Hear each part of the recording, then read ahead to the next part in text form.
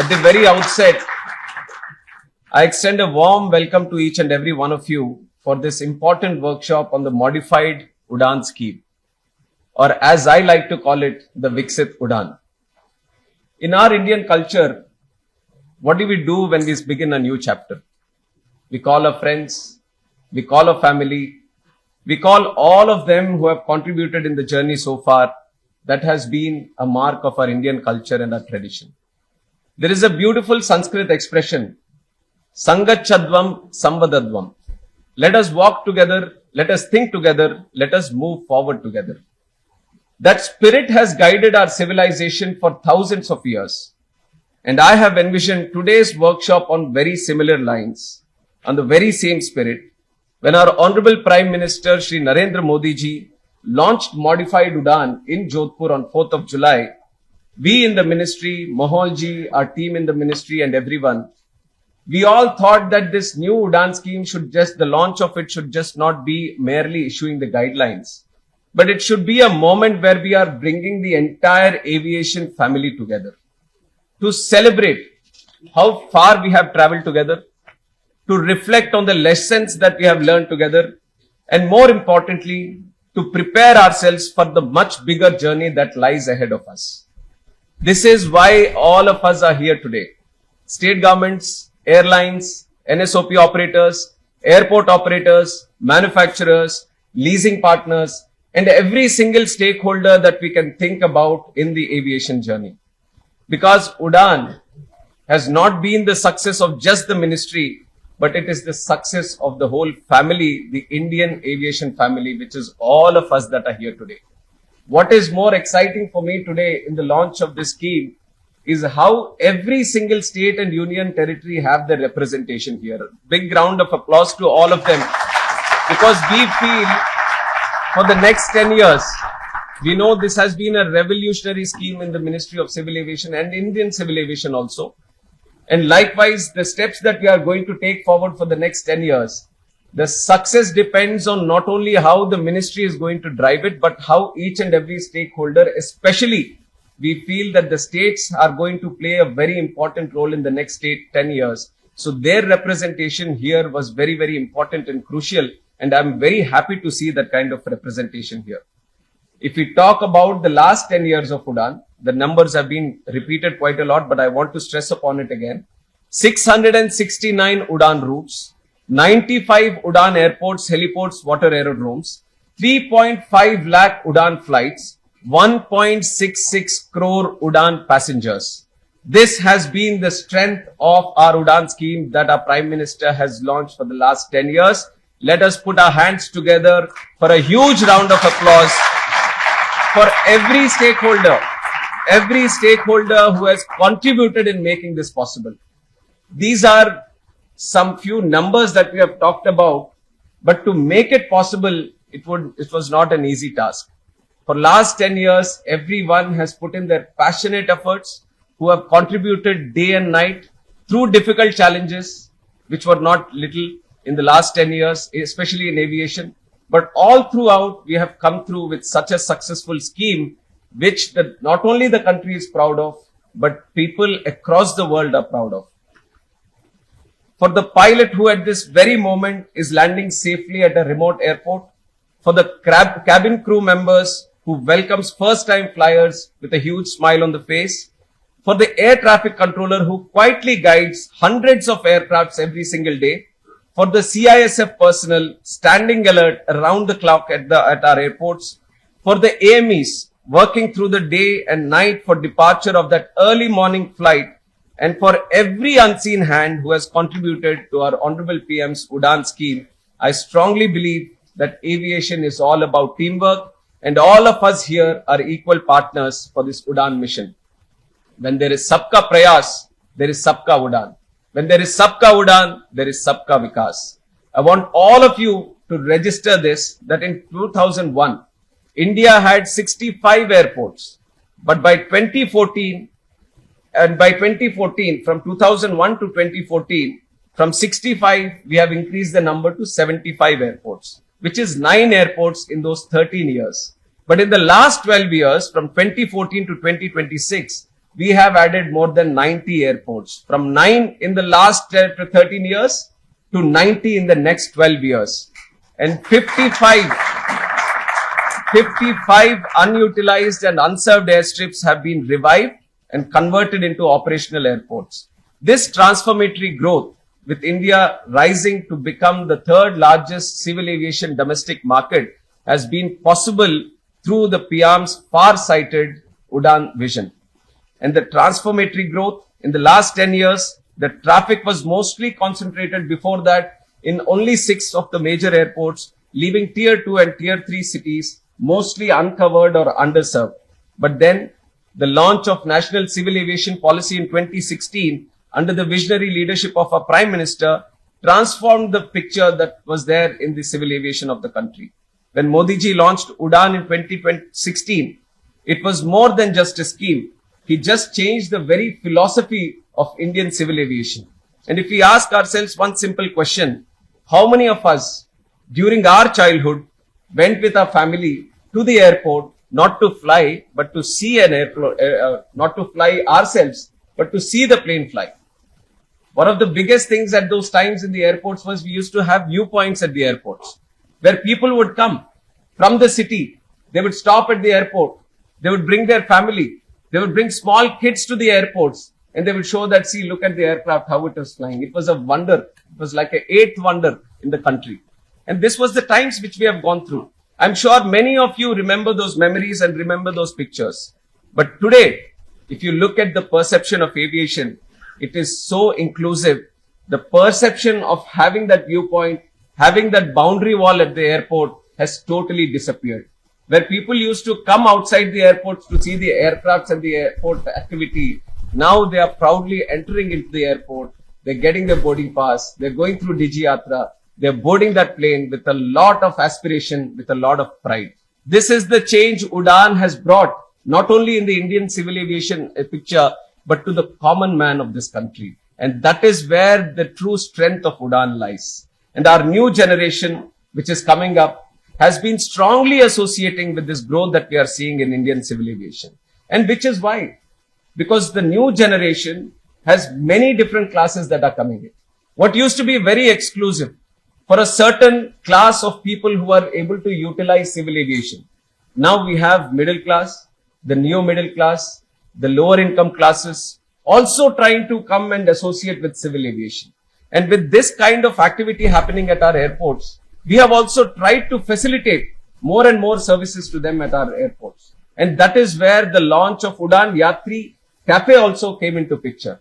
And I proudly say that the prices that we offer at our Udan Yatri Cafes, Mohalji was telling how 24 airports in our country today have it. And it all started with this vision of PM Sir and how Udan was supposed to be that ride for the Hawai Chappal wala. And if that Hawai Chappal person is coming to the airport, then there should be a place where he could be able to buy something with a lot of pride.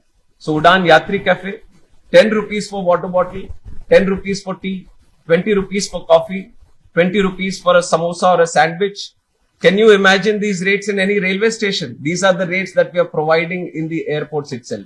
So this is how the growth that we are seeing in civil aviation, in our airports, how new classes of people are coming in, how we are trying to facilitate our airports and our infrastructure to this new growth of people that we are seeing.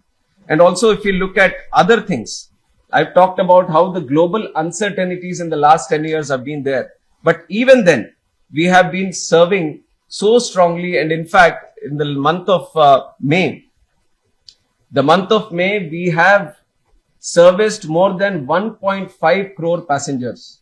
This was through the West Asia crisis that has happened, which was highly impacting our civil aviation, and everyone was kind of worried how the civil aviation is going to be. But look at the strength of Indian civil aviation.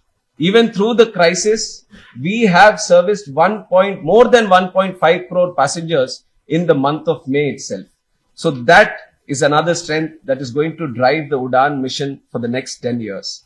And this whole thing, how the Udan scheme has come, how we have started airports across the country, how we have made it more accessible in the remote areas also, has changed the very psychology of the Indian common man.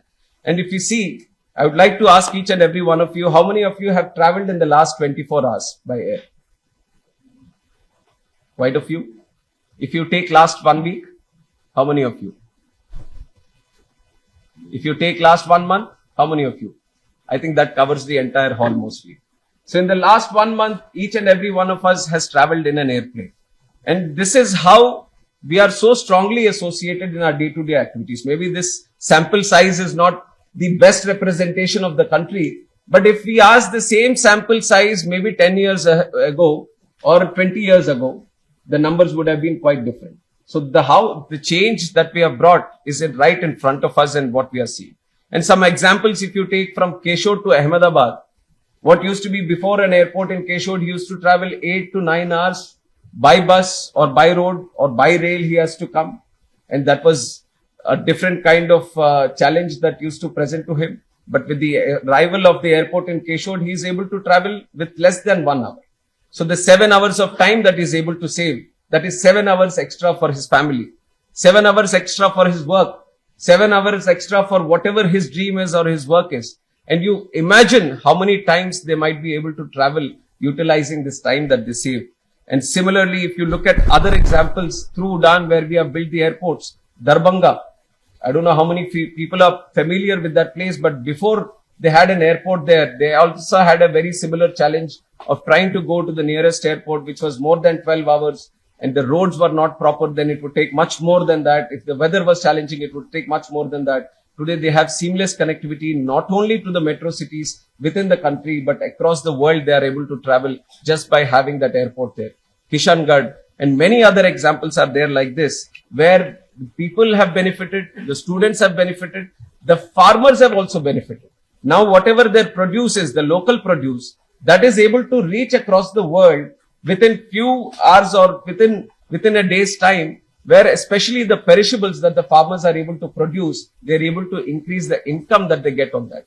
One example that we recently have seen is the Shahi Lichis from Bihar through Darbhanga airport. They have been exported to UAE, they've been exported to Italy. Now apricots from Jammu and Kashmir are being exported to UAE and to Singapore also. Many of our mangoes and many of our produce is being exported. So how the connectivity that we have provided within these tier 2 and tier 3 cities, where the agricultural produce, a unique and agricultural produce is there, that has been able to reach the markets globally also. And likewise, most of the temples and spiritual areas, they got connected. Devgad is a very good example for that. And then we also have how this Udan scheme with the starting of airports has helped in the real estate. It has helped in the tourism, local tourism. It has helped in economic activity. It has helped in job creation. The point that I want to make is, even though the focus tends to be on how strongly a place is connected just by being having that airport over there, but the larger picture shows us that just by having that airport, the impact, the immediate impact and the long-term impact it has been able to create on the region, on that city, on that whole area that is surrounding airport, I think that is where the strength also lies in. And this is what the real success of Udan was. And I would say that in aviation, everyone should all come together and put their efforts together. And we have seen many other states also who have taken advantage of this. And in fact, the heliports also, just like how we have done for airports and regular air connectivity, we have started for our heliports, seaplanes. So we have tried to adapt how the Indian civil aviation landscape was changing and bring all those concepts into Udan and take a step-by-step approach. And now we are taking one step forward with the Viksit Udan. Now we have been very, very thankful to our Honorable Prime Minister, because we knew that the foundation which was needed to be laid for the country has been laid for the initial Udan phase. But we have to now do the building blocks. We have to now grow much more, multiple fold on the foundation that has been laid. And that we felt that Udan has to be extended, and it is very crucial to go for further 10 years. And our Honorable Prime Minister, who carries that strong vision, far-sighted vision, and a strong vision of Viksit Bharat 2047, and he believes that if we have to achieve that new developed India that we want to see by 2047, then civil aviation has a very important and crucial role to play. It is with that idea that the support has been extended, and through the cabinet, we have historic outlay of around 29,000 crores has been approved for this new Udan scheme, where we will be developing 100 new airports, 200 new heliports over the next 10 years. And what we are also focusing upon is the still unconnected areas and the remote areas, the hilly terrains, the aspirational districts. We feel that is where the growth of India now lies in. So we are trying to see how best we can utilize this Udan scheme to connect those kind of areas, even the northeast areas also. So this is why we feel the states now have a big role to play in how to make this next phase of Udan a truly successful scheme. And with that idea, we have also taken a lot of feedback from the last 10 years, and we have seen how some areas or some gaps have arrived and how to take care of them. So not only extending it, the new Udan scheme is not just a mere extension, but we have taken a lot of feedback, lot of learning from the last 10 years. We have tried to integrate it in the new Udan scheme, which I'm very excited about, to talk about some important and crucial changes that we have done. And I am so excited that not only I want to speak about it, I want to do a small presentation also. That is why you see the slides there. So let me just go through the presentation, a quick one. I'll try to make it very quick.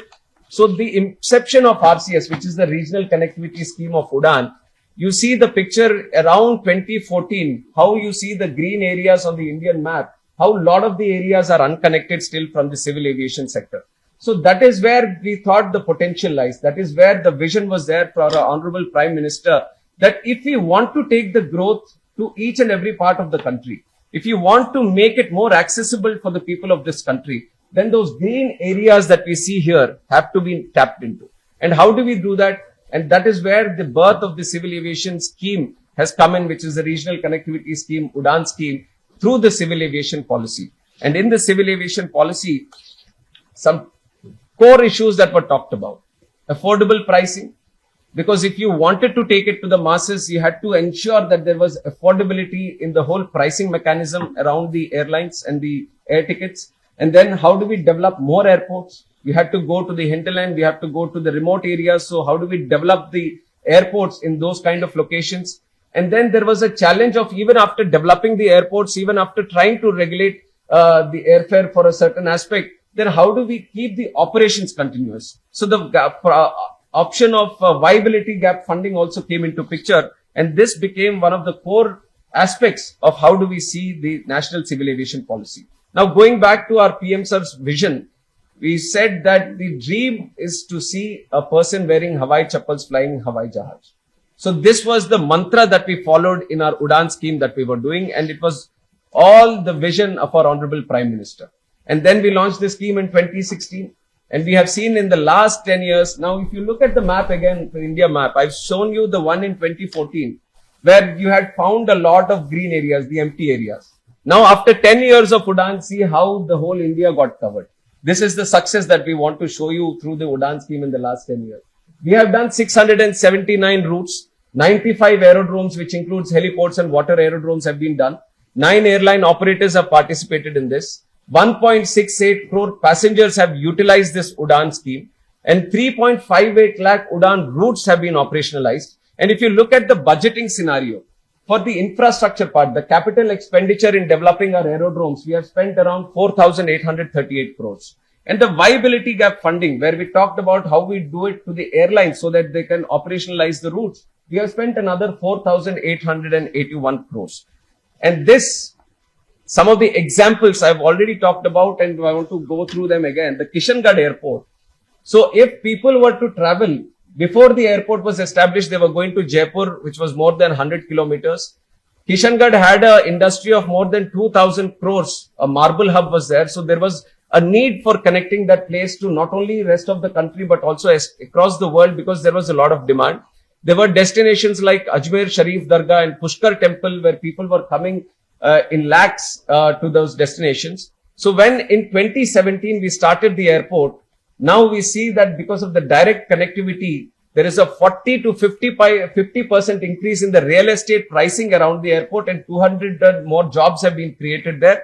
Other than the direct connectivity, we have been able to provide for the industry people who want to engage with the marble industry and the pilgrims who are coming there to access the spiritual sites. And on top of that, they have been able to provide space for FTO also. So how the whole ecosystem was coming together just by creating one Udan airport, Kishangarh gives us a very good example and an insight into that. Devgarh airport also I've been talking about, Baba Baidhanath Dham, lakhs of people going every time. They had to go through Ranchi or they had to go through Patna, and by road they had to reach it, which was adding 1 or 2 days every single time they would go there and come back. But now it is just a day's journey. They go in the morning, they visit the place, and they come back in the afternoon. And likewise, just with the creation of airport, there was the aspiration of medical tourism. AIIMS Devgarh has also come up there catering for patients, not only in that state, but across the region also. And the travel time from Delhi to Devgarh, which used to take more than 15 hours, has been reduced to less than 20 hours. Hotels of more than 30 plus have come in that region. So more economic activity. Purnia airport is also very such example, where they had to fly 200 plus kilometers. They had to go to Bagdogra or Patna on the other side, or raid roll connectivity would also take them more than 10 hours to Patna. And there was a very clear economic backwardness that you would observe in that area. And now the aspiration of airport has come there, and we have inaugurated it in December 2025. And we have seen exceptional change, and the rapid growth that we have seen in Purnia, I don't think any other airport in the country would match the growth that we have seen there. Now it is serving more than 10 plus districts of catchment area around the airport. And if you want to go to Kolkata, it has been reduced to 2 hours, and Delhi also similarly less than 3 hours you are able to reach. 40 to 50% real estate immediate impact that it creates on the economy around it and the area around it. And it has got one of largest runways in Bihar, which is 2.8 kilometers. So we see a lot of potential tomorrow to handle wide body and also international operations. And then Teju Airport in Arunachal Pradesh, Northeast. There also similarly, if you want to have access to air connectivity, 164 plus kilometers, you are going to Dibrugarh, 610 kilometers to Guwahati. So all these challenges that were there earlier to travel by road when you wanted to be immediately connected to any of the destinations has been serviced by creation of that airport there. And it has been helping us in economic activity, and it has also been helping us in job creation. So I want, when you think about Udan or when you think about the airports or the connectivity, it is not just trying to fly one passenger to another, one place to another place. This is the whole concept that you need to take in mind on how much economic impact it is able to create in that region. Just to take you through the summary of the Udan journey, 2017 is when we have kick-started.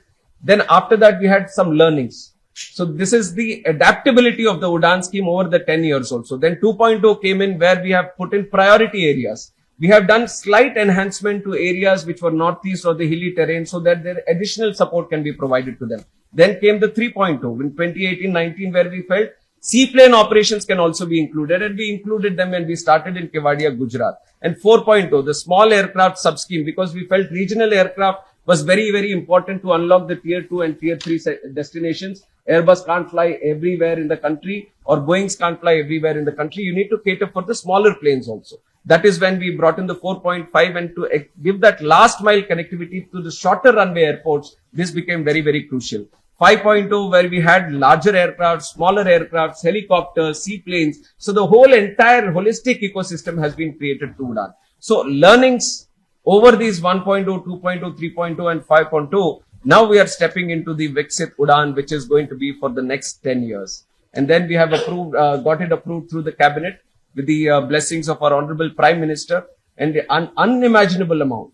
Never in the history of civil aviation we have come up with a scheme where we are spending so much money. Then you can see how much importance our Honorable Prime Minister and the government of India is laying in the infrastructure of civil aviation for the next 10 years. This is going to be a support for most of the stakeholders that are here. They might be wondering that how do we go forward from this achievements that we have done here today. The government is saying that we are, as a partner, are going to spend nearly 30,000 crores for the next 10 years. This is a huge confidence booster for all the people who are engaging in civil aviation. And this is going to be done in a way that 120 new destinations are going to be created across the country. Helipads and smaller airports in hilly, aspirational and northeast region districts are also going to be created. The overall budget outlay is 28,840. If you look at the breakup of how it's going to be, viability gap funding support is going to be provided for 10 years. This is going to go to the airlines for providing affordable pricing for the passengers. And then development of aerodromes. Our plan is to develop 100 aerodromes across the country, And this is going to take 12,159 crores. And then we have 200 modern helipads also to be developed across the country. We are going to spend an amount of 3,661 crores for that. And then for the O&M, this is a very interesting aspect that we have brought in this time, that there are many airports where because of the operational challenges, they are not able to break even. So that is where we want to bring in some support from the government of India. And we are going to spend around 2,577 crores for operation and maintenance supports to the airport operators, and then aircraft acquisition. You know how important this mission is for us, the mission manufacturing, the Make in India mission, and that is to encourage that Make in India and Atmanirbhar Bharat mission. We are purchasing 2 Dhruv helicopters and 2 Dornier planes, which is going to go to Alliance Air and Pawan Hans with the government of India. And what is the key benefits that the next phase of Udan is going to unlock? Affordable airfare, which is a continuity from the last 10 years, enhanced access and air connectivity, and sustainability of routes. Affordable airfare, what happened before, I'll just go to the next picture to give you a better idea. So if you look at the left, so earlier, even though we have extended it to the larger aircrafts, we have limited it to just 40 seats. We said 40 seats or 50% of the seats of the aircraft, whichever is higher. So lower. So 40 seats was a restriction on the Airbus also. Even if the Udan route was servicing with an Airbus 180-seater 320, then only 40 seats were getting access to the Udan scheme. But then, with the feedback that we got, we have changed it. We are saying that 90 seats are going to get the Udan benefit. So 40 passengers used to get before. Now 90 passengers are going to get the benefit of the new Udan scheme, this thing. And the VGF, this is also an important change that we have brought in.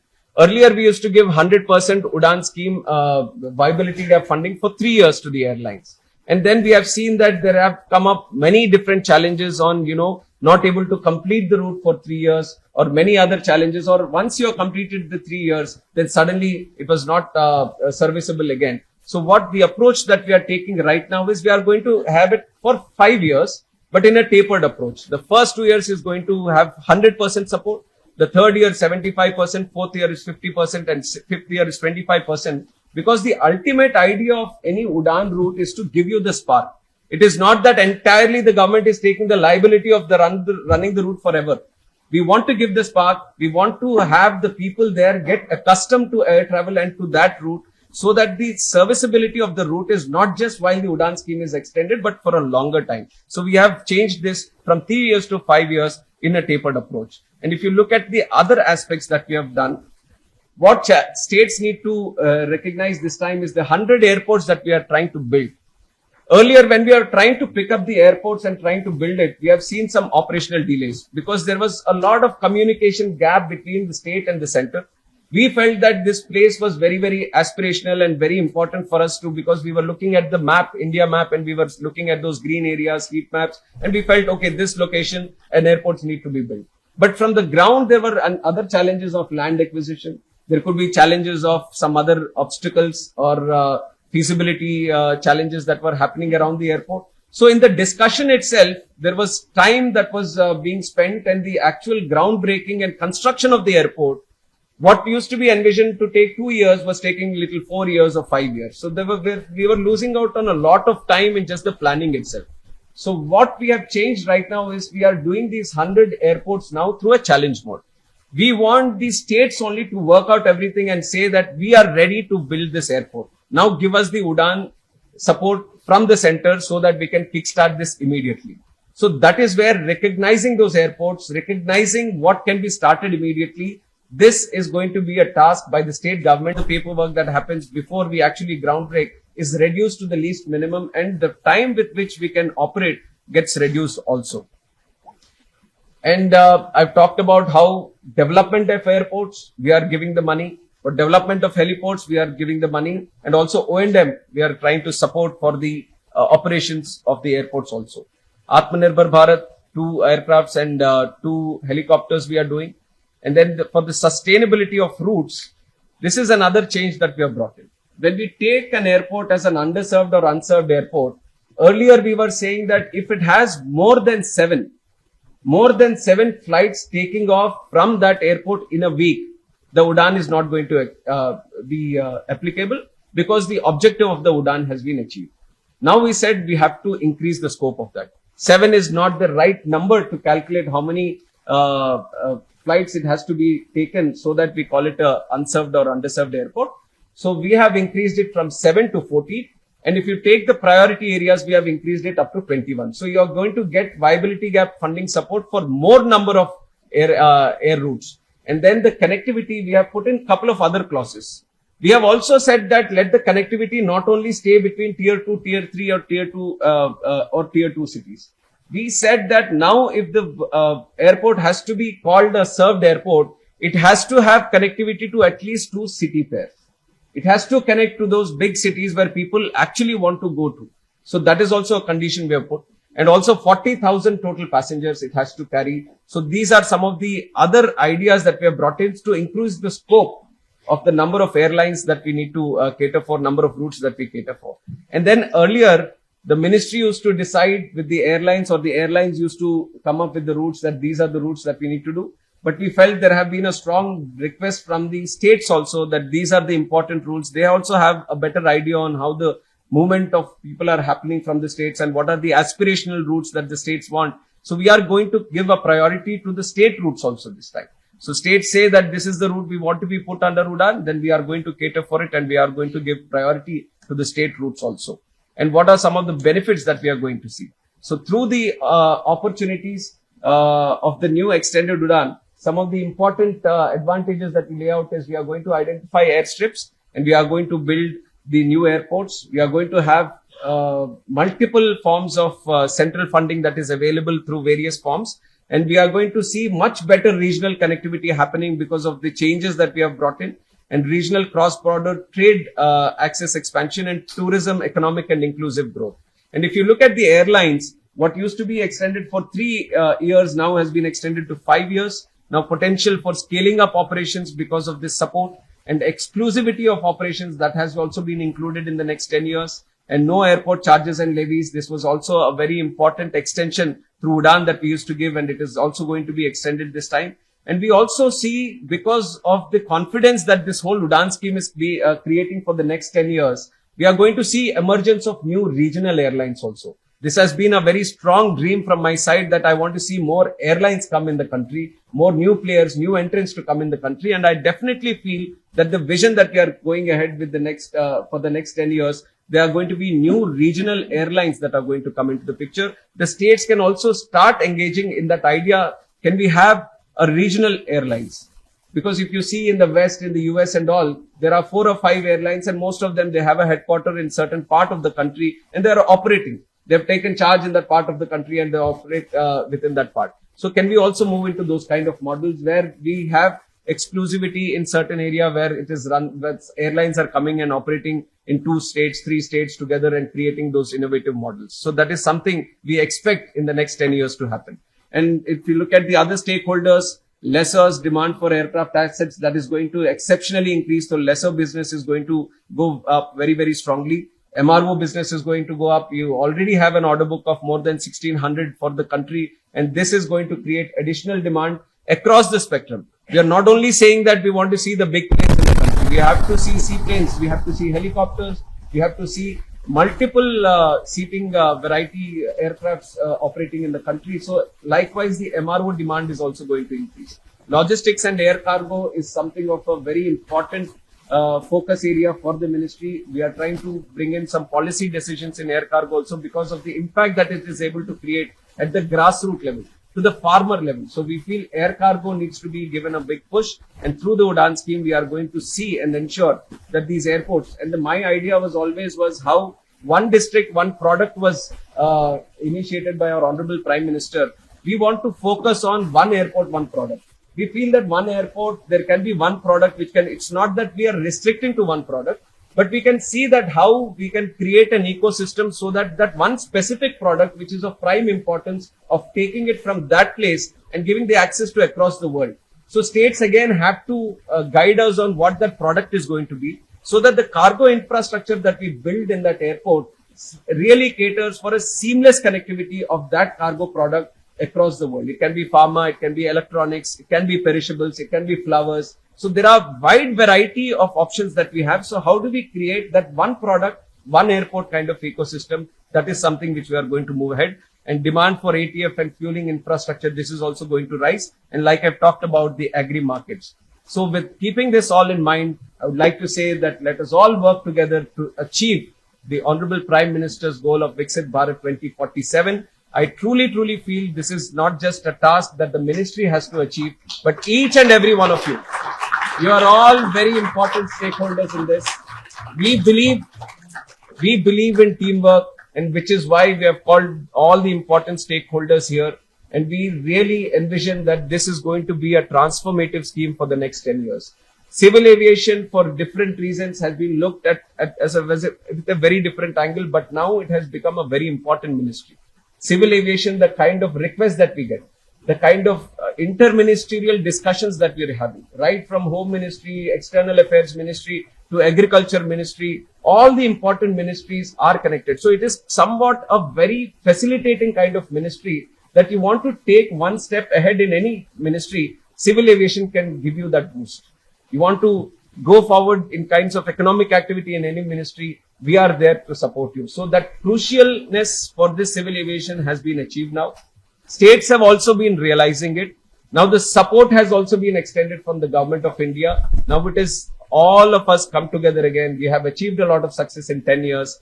I request all of your support for the next 10 years with greater passion and greater ambition to achieve our combined goal of Viksit Bharat 2047. I would like to thank each and every one of you once again. For a moment, I just felt like an MBA student back in my MBA class doing that presentation. But thank you for being so nice and attentively listening to all the things that I had to say, for taking this sector forward with great passion.